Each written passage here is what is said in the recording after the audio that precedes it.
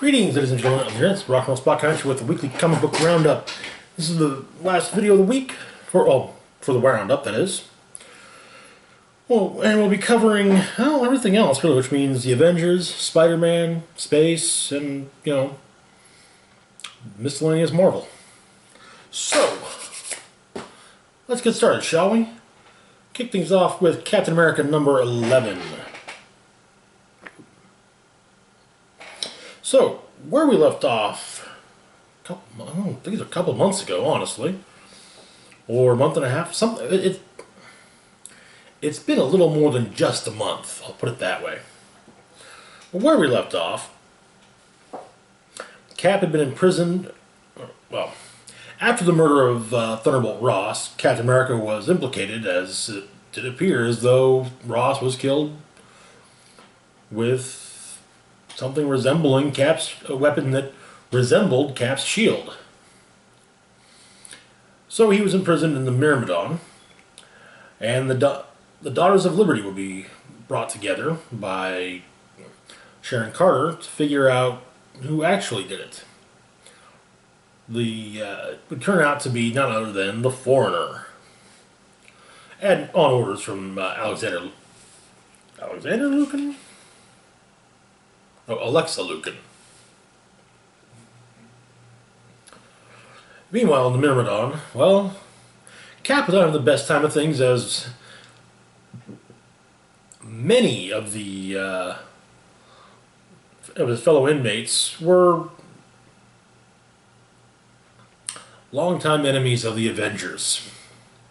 So yeah, he was in a prison filled with people that, he put there. Well, not there particularly, but that he had a tendency to put in prison. But things are turning things around, and with unseen help from the Daughters of Liberty,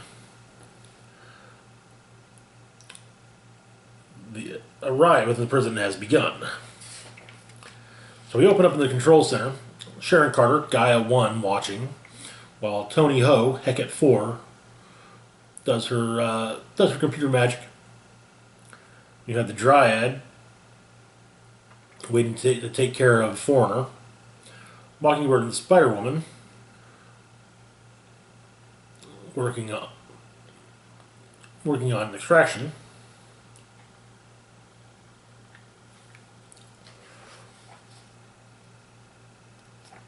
And, well, yeah, things are not going well in prison. But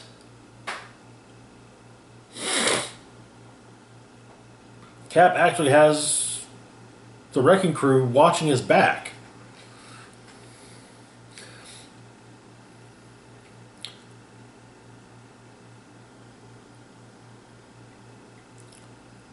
He finds an access hatch, makes it, and turns its door into a shield. Basically, it's not a huge door. It's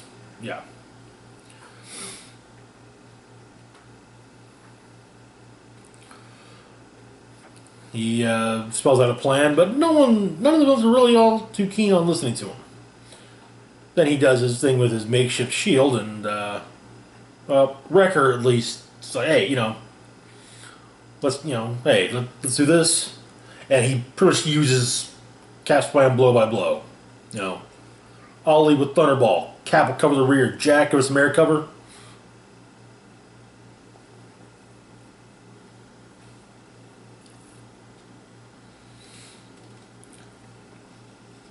And so the Dryad goes after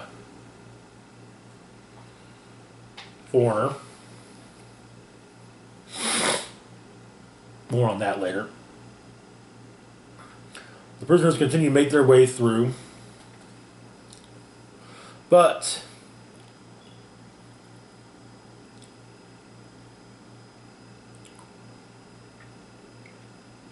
Strucker's made his way to the main control room. And he realizes he's not there alone. And two more members of the Daughters of Liberty, Misty Knight and Invisible Woman, are revealed to have been there, but the Invisible Woman took him out of the picture.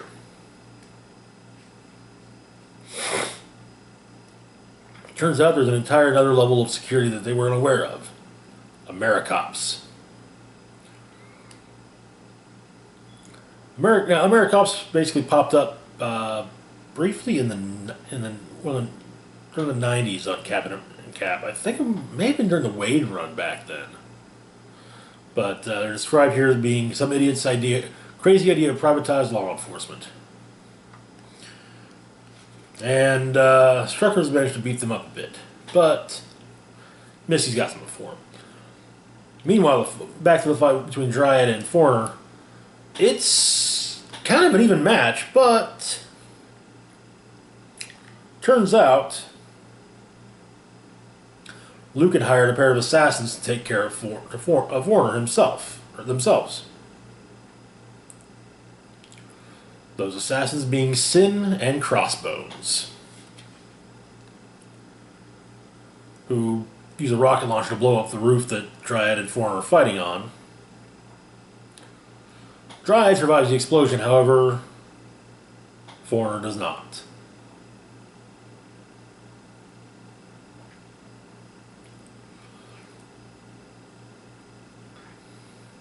The AmeriCops are dispatched by Misty Knight.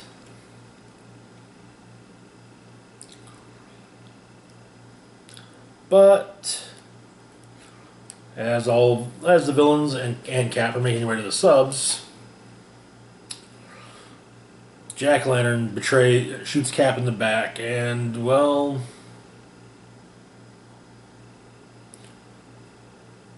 yeah, the villains escape.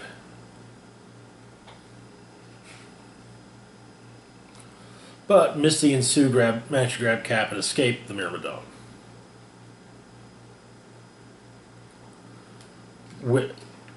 Misty and Invisible Woman manage to escape the Myrmidon with both Strucker and Cap. Next issue will be the conclusion of Captain of Nothing.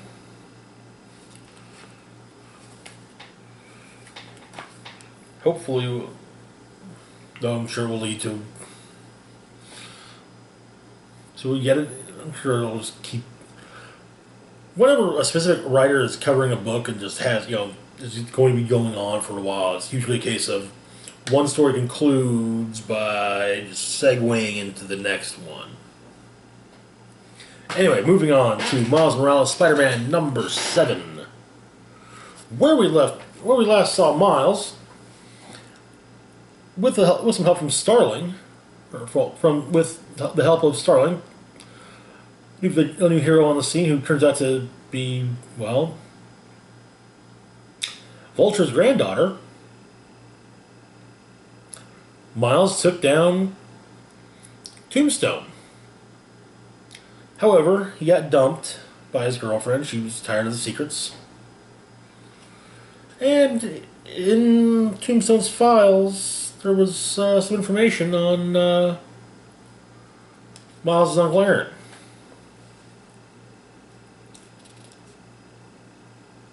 Wow. So, and so Miles went to pay Uncle Aaron a visit and to talk a bit, and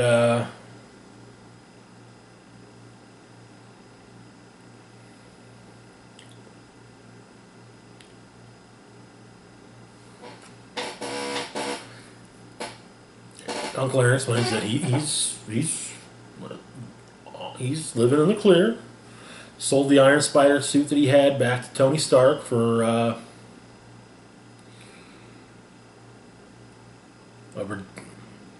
enough money to take some time getting back on his feet. So the two catch up. But yeah, there was But he also explains, he took down Tombstone because Tombstone was buying kids, so. Aaron tells him he's, out of the life. So,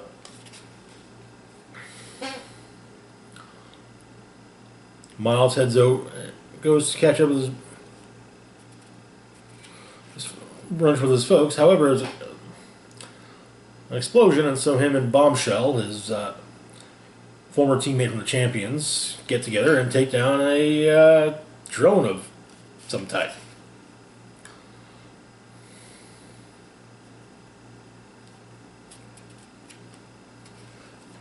They manage to take it down, and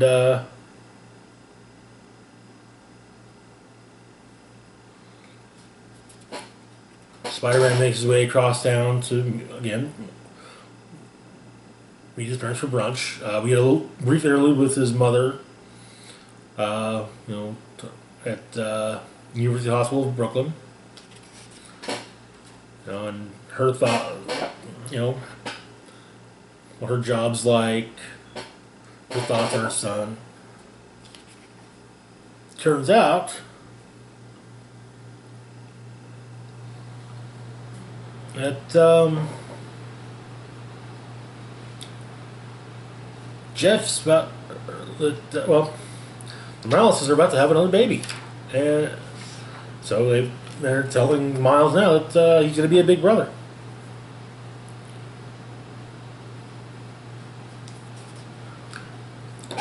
After brunch, he makes his way across town, and he ends up not quite. Dr. Manhattan shows up. I get the design of this character looks very much like Dr. Manhattan, but also extremely different. And there's a giant hole in the torso. So Miles fights the guy and loses and is captured, and when he comes to he's strapped to a table with various machines collecting vital information. So yeah.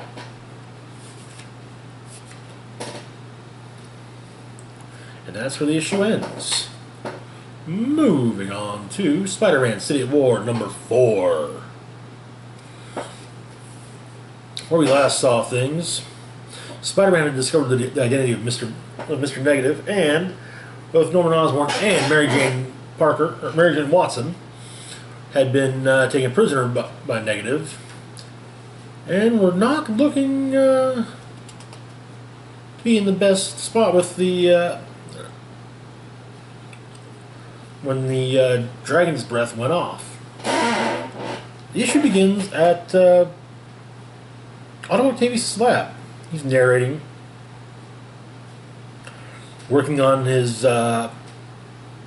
his arms, explaining that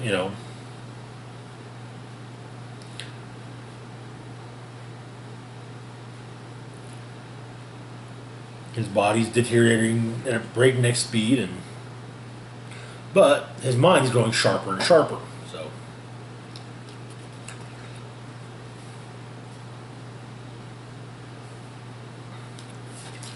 anyway, so Mary Jane gets hold of Peter while Peter's fighting Mr. Negative, and he talks her through disarming the Dragon's Breath bomb, biological weapon, whatever.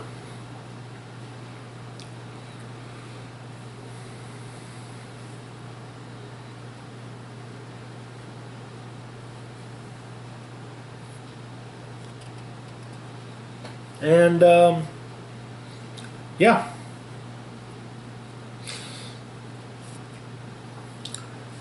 Spidey makes a bit of a mess with saying it, but Mr. Negative is captured, and everyone's free, and Osborn makes a big speech about how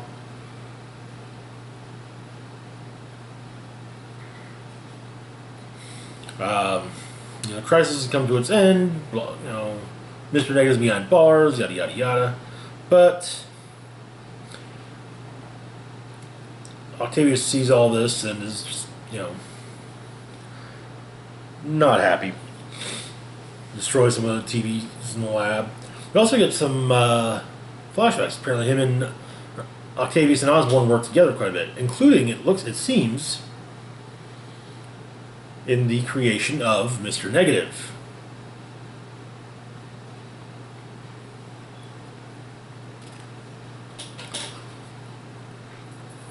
Well, the truck that took Dragon's Breath, however, has been attacked after leaving the scene, while Peter and MJ are texting one another. But let's explain that, a guy with a bald guy popped out in front of us, flipped the truck with big weird snake arms. So Spider has MJ beating him at the lab, and they realize that things are going even.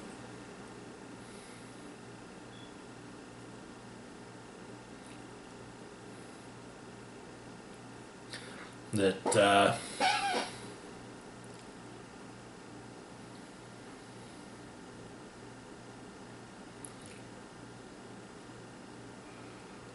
basically the neural web that he's got for controlling the arms isn't isolated as motor neurons, and it's affecting other parts of his brain. So, which means that his entire personality could be different.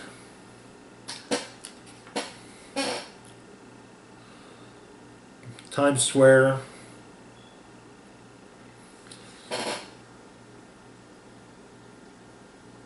Octavius prepares to opens and unleashes Dragon's Breath onto the crowd.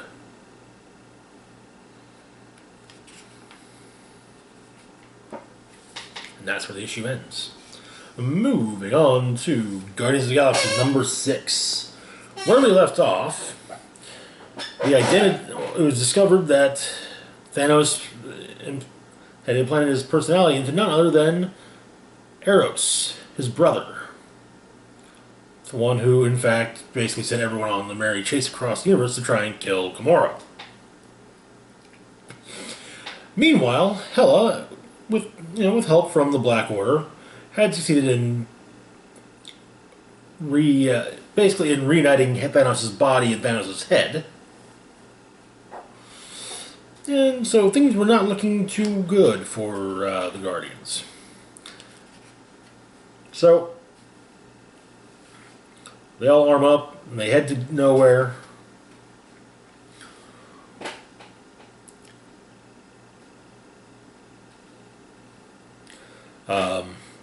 Also, Hela has managed to take degree of control at least, over Cosmic Ghost Rider.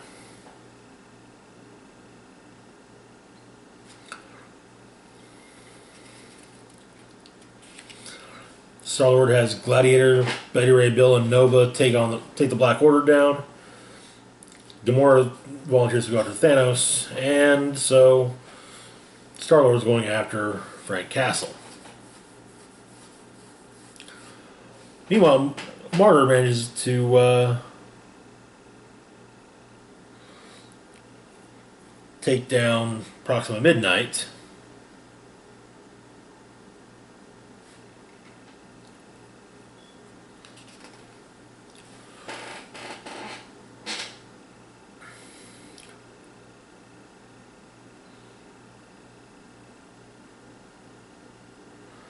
And while Quill attempts to take on Cosmic Ghost Rider, he's like, whoa, stop, hold on. Apparently the hold on him that Hela had is weakening, and he's having trouble holding together.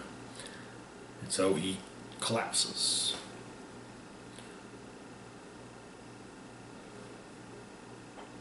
And ends up back in hell, face to face with none other than Johnny Blaze, who asks Frank if he wants to race. That will be picked up on in Avengers #22. So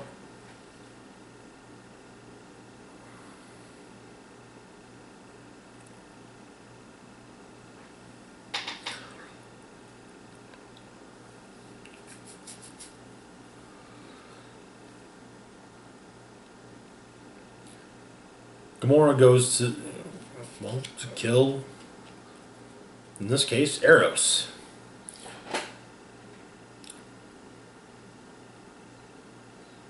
And she does, and she explains, she had to. And Eros is conscious enough at the end to realize that it was it was him that Thanos uploaded his consciousness into, and so frustratingly obvious, which I hate to say, but it really was. Gamora was too obvious a choice, and Eros is a character that nobody really gives a shit about. So, yeah, killing him off, no big. However, the transfer was not complete, and so well, Thanos' body's alive and somewhat conscious. It's not everything's there.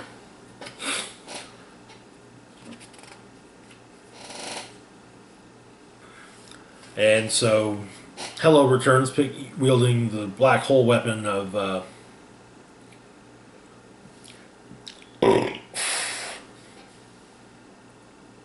Proxima Midnight had. Fires off a black hole, which is deflected up, which Beta Ray Bill deflects off a Stormbringer, and it hits Thanos dead center.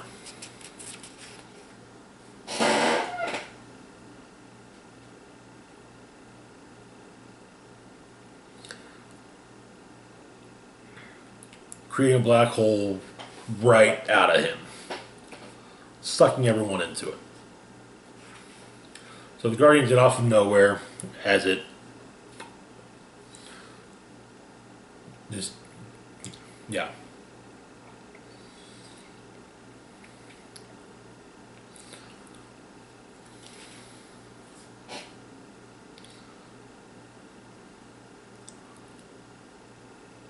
Fences are mended between Gamora and Star-Lord from Infinity Wars, and later on Dolomayan, they're celebrating, and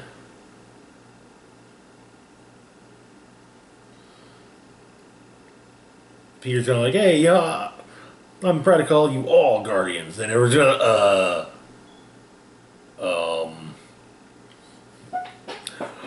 Gladiator promises, "Oh yeah, no, I'm still the magician of the Shi'ar. My people and I couldn't possibly." And then Noah's like, "I'm on call. A person who would be drinking." But and well,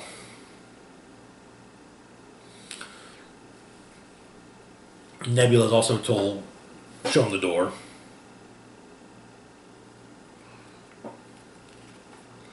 But on the bright side, he's still got Groot, Beta Ray Bill, Gamora, Moonstone, and Martyr, and potentially Lockjaw.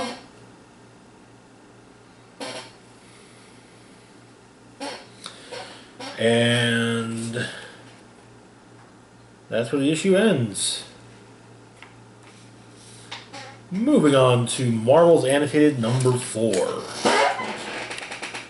Yeah, most of the time, all the comics are bagged and boarded, but running a bit low on bags. So the issue begins with Phil Sheldon selling his book, Marvels, a collection of his photographs of the various superheroes. Turns out what's going on right now is the Kree-Skrull War. And things are quiet. But they eventually return, and we get things like Phil covering the trial of the Black Widow.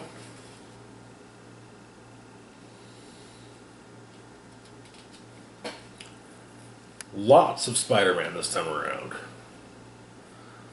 We also get a meeting with Luke Cage.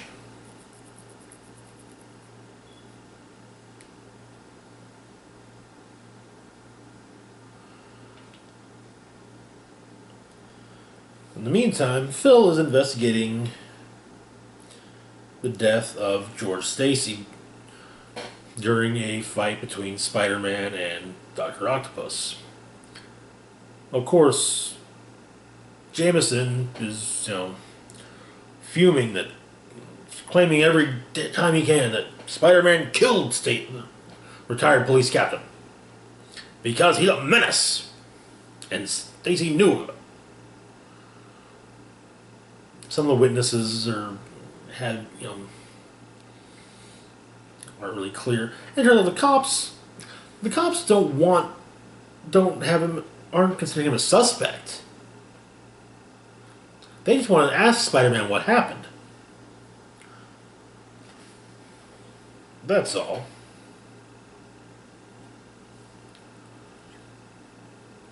Also, Phil has hired an assistant.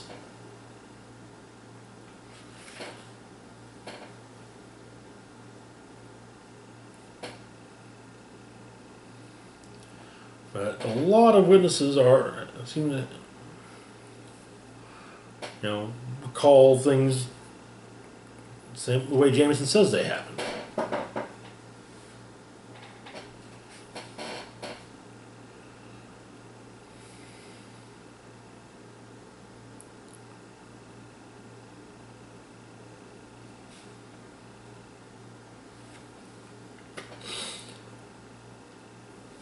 And just as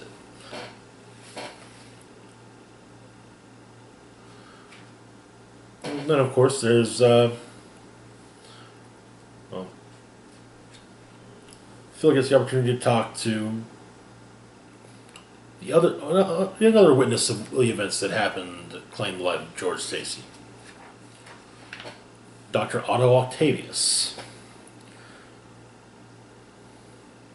who is quite happy to simply let Spider-Man squirm.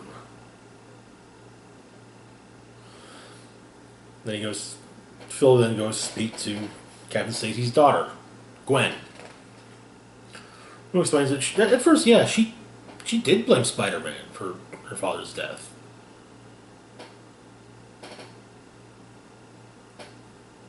But, not so much. And it turns out that Captain Stacy disagreed with Jameson wholeheartedly on Spider-Man. Thought Spider-Man was a good man, a hero. And they get wrapped up in an appearance in a brief invasion from Atlantis.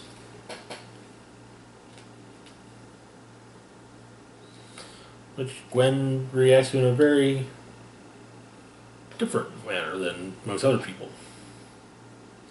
She told them that, her father kept a journal. Maybe there's something about Spider-Man, how Captain Stacy felt about him. Would that help? And so, yeah, of course that would help. So later on,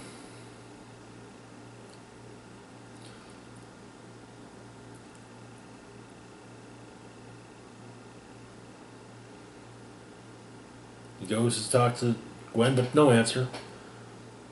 And he looks up just as the Green Goblin exits an apartment window with Gwen under his arm. And the other taxi followed the Green Goblin all the way to the George Washington Bridge.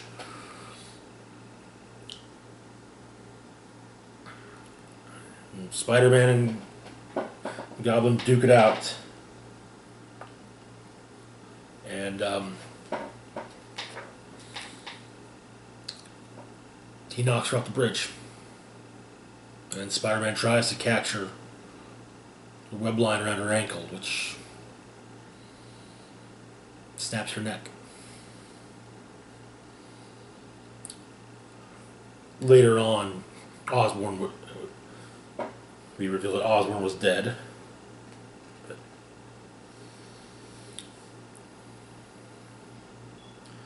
But Phil's heart's not in it anymore. He passes things on to to his assistant.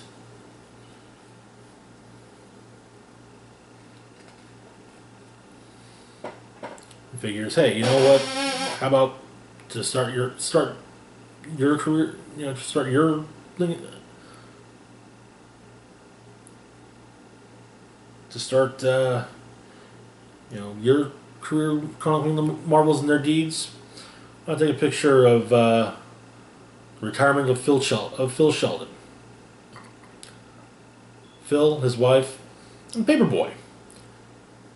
Young kid named Danny. Danny Ketch. Nice, normal, ordinary boy. And that is where it ends. And we get the obligatory notes, references to, you know, events throughout, or where a specific character came from.